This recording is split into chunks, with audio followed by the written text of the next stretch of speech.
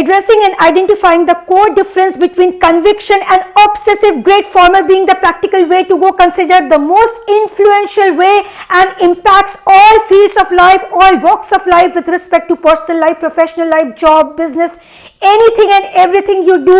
It is the conviction that keeps us going, and if you lack the conviction, that people are going to walk over you. But there is a very thin line, and we have to identify that thin line that differentiates conviction from obsessive greed that is full of madness. That is the illusion, because when it comes to obsession, nothing can hold true, because when it comes to obsession, it is that quality and that emotion which pulls us back and which drifts us away from the focus of truth, focus of success, and it pulls us and takes us to the world of illusion, a make-believe world guarded by negativity, guarded by evil, guarded by Satan, and guarded by anything that can do good amount of harm to you, and that can ruin your life, and that can make you ruin the life of your loved ones and people who surround you in your work field as well as in our houses. This is what I've experienced in so many years, talking to you guys, listening to your stories, reading your emails, and encountering so many situations in my own life that give a clear conclusion and a clear impact. It's like an open and shut book. It's like a book that gives you the knowledge and the clear conclusive part. When you read that paragraph of your life, you get to know and get a clear message how it is all working.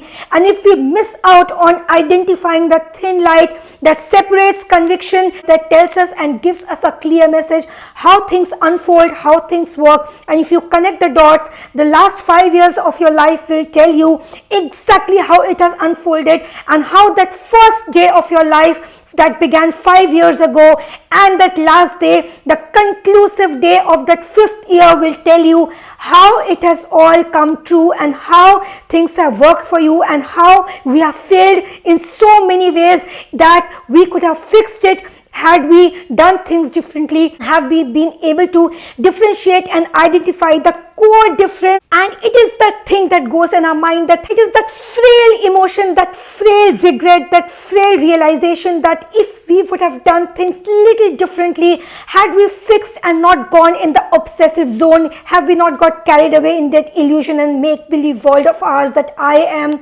the right person and whatever my conviction tells, that holds true, and the person I'm dealing with, if he believes in something else, then that's completely wrong. If I would have done things a little differently, then life would have been different, and many things we could have saved and we wouldn't have missed out on. That is that frail regret. That is the work of that evil, the work of that negativity, which first makes you do something and then makes you regret about it. Why it is the work of the evil? Because if it would have not drifted you away from your focus, then you would have done things differently. I would have done things a little differently. When I look back and I see, okay, if I did that differently, that could have got saved. I wouldn't have missed out on that. And this is that action that is the source of negativity. Negative energy takes a source within you. It first makes you do something and that makes you regret it. Either don't do it or don't regret it. But we do both things in a wrong way. First we do the wrong thing and then we even regret it. I'm not saying that you shouldn't regret, but what is the use of that regret if we don't learn from our mistakes? The use of that regret, if it doesn't make us do something constructive, and it is a pure act of Satan, it is a pure act of evil,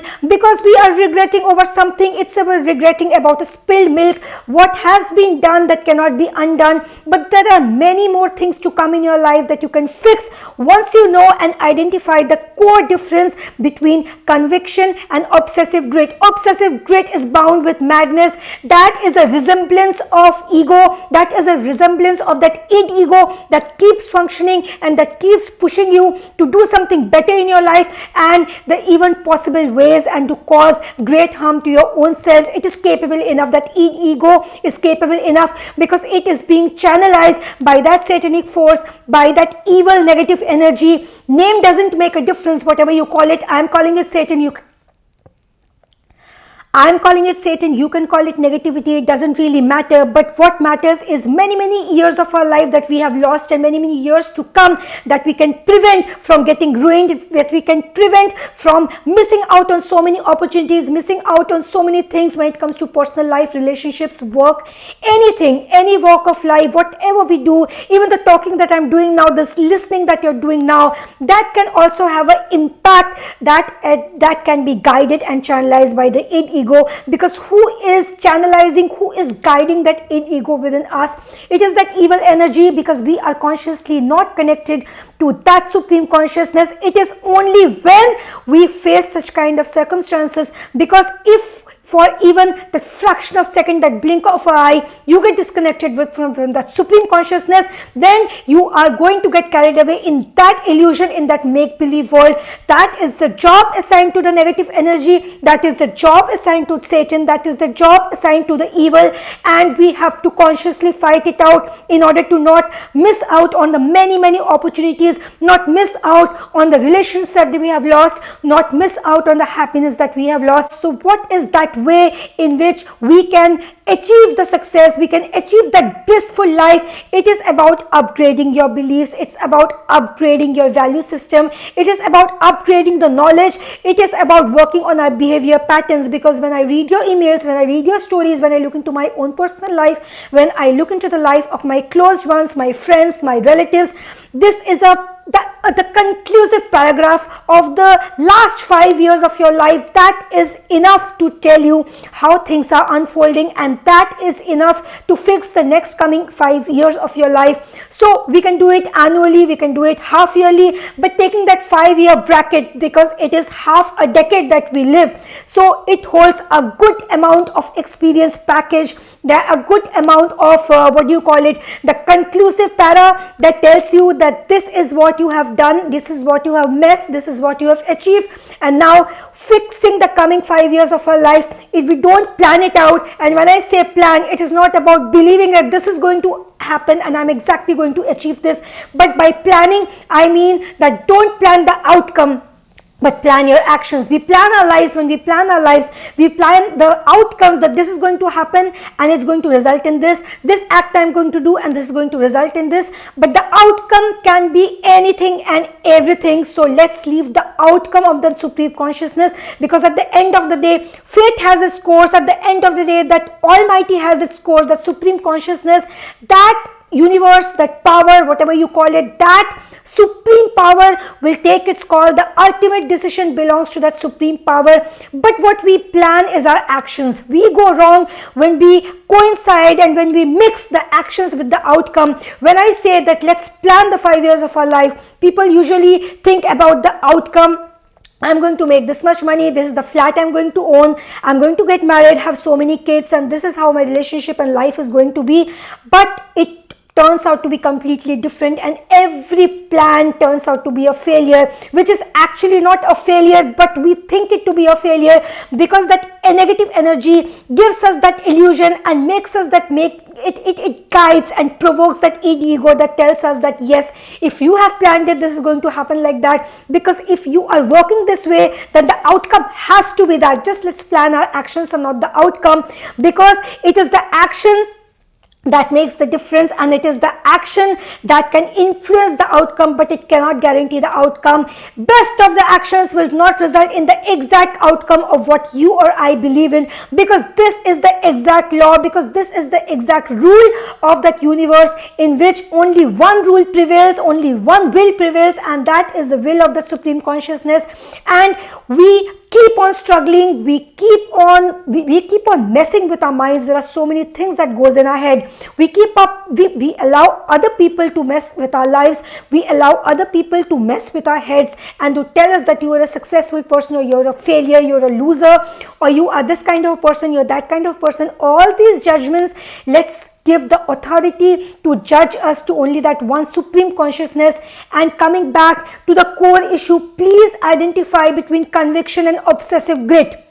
What is obsessive grit? Obsessive grit is that make-believe world that the evil constructs for ourselves, that builds a home of illusion, that your ego, the id ego, tells us that this is the outcome which you're going to achieve, because this is the action that you did which is complementing that outcome. But it doesn't work like that, and life doesn't work like that.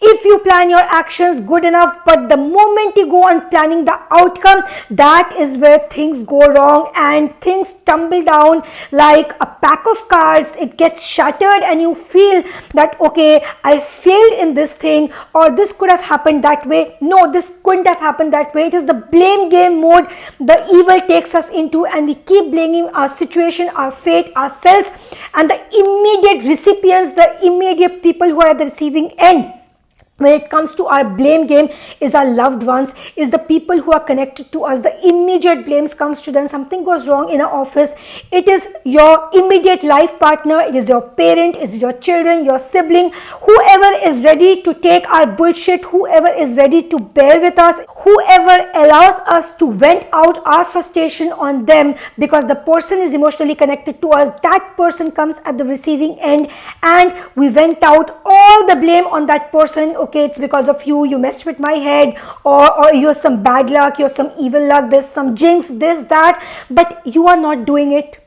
Let's come to peace with it, that it is not, we are not doing it, because the doer is that evil energy. Whenever we drift, whenever we shift from our focus, whenever we deviate, we get distracted, it is that evil who is doing it. We are not doing it per se. It is not to shed away the responsibility, it is not to shed away the accountability that you don't hold, you are not answerable to anything. It is to make you realize the ultimate truth. The ultimate truth is, yes, we are not doing it, because when we cause any damage, it's not we, it is that evil power who sources through us that act what it wants to do.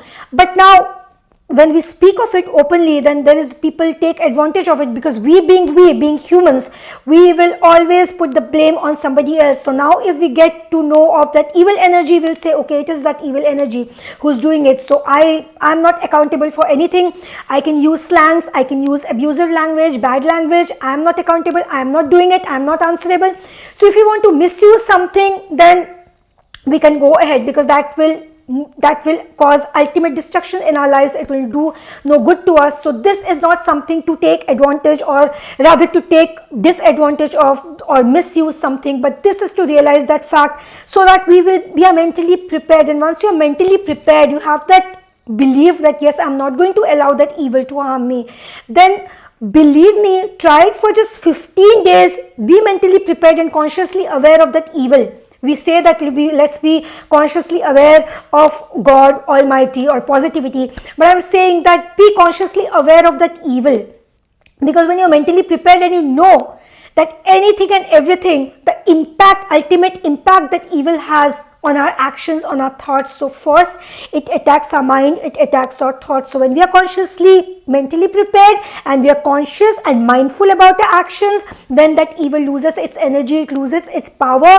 and we get empowered, our willpower get empowered, and the evil is not successful in making us deviate, in getting us go and commit some act which is not good for us, and commit something that is deteriorating and that is completely useless and deconstructive and which is completely wrong and harmful for our life. So let's all make this conscious choice to connect with that universal power, connect with the supreme consciously. And consciousness is not just about connecting with that almighty. Consciousness is about being aware of that evil also. So in every walk of life, in everything you do, even the breathing that you're doing, for example, if you're doing that over breathing in order to do some meditation or lose weight, you are doing a breathing technique which you're overdoing something, that over enthusiastic and over excited when we get, that is also an act of evil. So if we consciously do the breathing also, we'll get to know what is the right way and the right pace in which we do the inhaling and exhaling. That is how conscious we have to be in these 15 days. Let's try it and see the difference for ourselves. I have seen it, I have done it many times, and when you keep practicing, 15-day bracket you give to yourself, and in the first 15 days you will see a clear difference, and when it comes to 1 month or 2 months, by the third month you will see you're almost becoming a pro, and the evil is not being able to attack you, and you're not taking the wrong decisions in your life. And the major impact, because it is the conviction and is the emotional grit. Grit is that part of that conviction that you need to have when you are making a major decision and you're not getting carried away by that illusion. So it is the obsession we have to prevent. It's not that it's bad if you have grit, you need to have grit, but then conviction leads to grit, and that grit becomes that obsessive. It's like some OCD, it's like compulsive emotion, the compulsive, you kind of have fits, you kind of have this this anger thing in yourself. You move your fist and you feel like punching something. You feel like breaking your mobile phone because that's the most handy thing you have, or you feel like breaking some glass or something like that. So that is the form of obsession that grits take, that yes I believe. So there's a difference between yes I believe and there's a difference between that yes I believe and this is it. That when it comes this is it means you know everything, and there cannot be a second or third opinion, or there cannot be a research or rework or re-evaluation.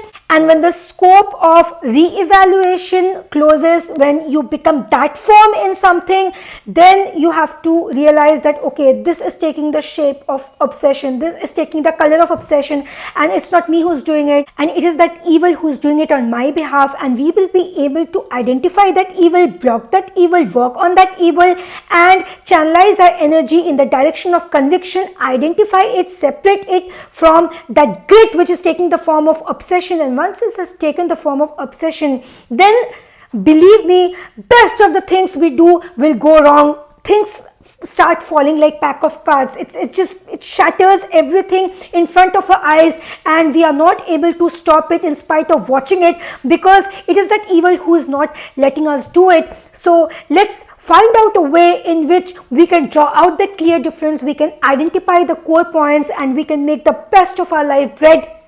No dependency, what the slavery, 41 days of life-changing course, life-changing experience. No dependency, what the slavery, bread.